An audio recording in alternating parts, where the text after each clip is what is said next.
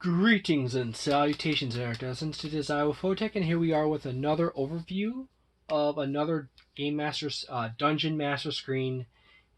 I keep generalizing it into the Game Master category, which is the same thing, but it's like copyrighted term for Dungeon Master for D&D. This is produced by Gale Force 9. Its Gale Force 9 code is 73705. If you want to look it up on the Gale Force website, or if you want to go to Amazon, which I'll include the link in the description below. Standard cardstock. This is actually this is the screen for Curse of Strahd, and this is actually, I think, the second one. No, the very first one where they actually just started using the name of the adventure and not having like a series name. Because the very first thing they did is that they had 2 books for an adventure, and they had an overarching name for them.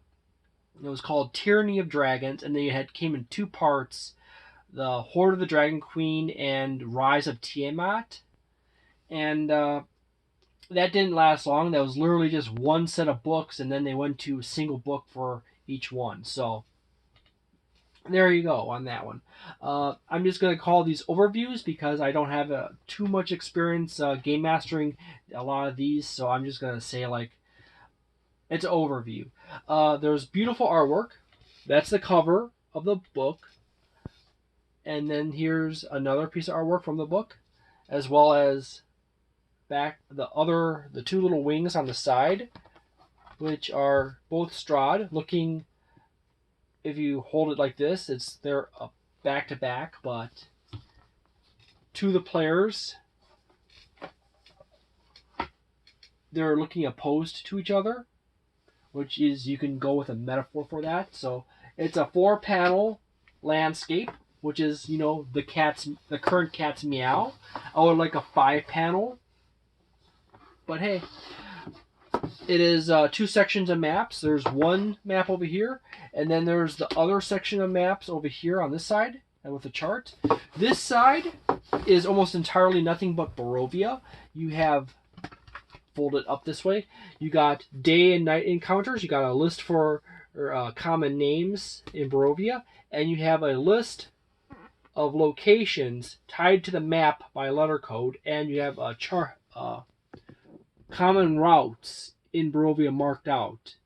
So you got a letter there, and then you have letter, and then you got page number for the location. And it's not terribly necessary for you to read all that in the video.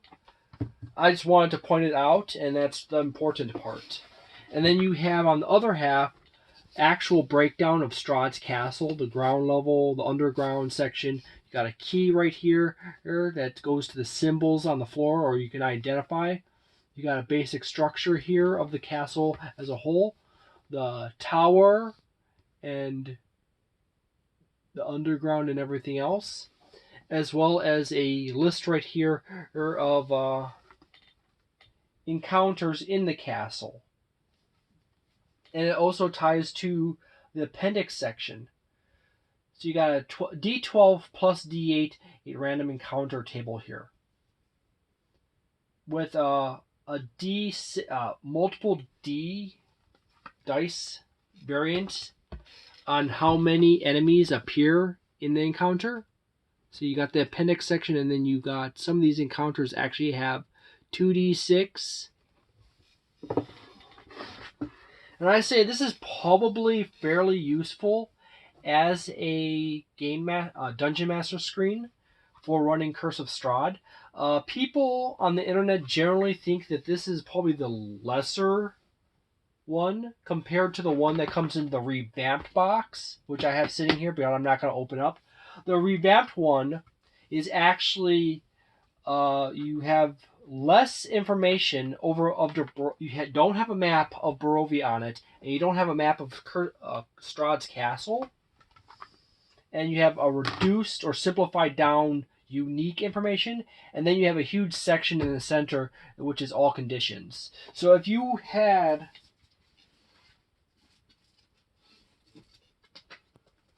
the regular Game Master screen and this, you're covered.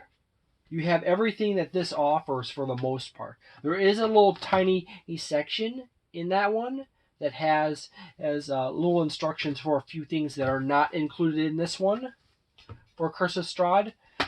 However, if you're like a crazy game master and you had all three of these, I don't know why you would have 3 game master screens, but you could literally just set these up so you have one over in one corner, you have the other one in the other corner of your table.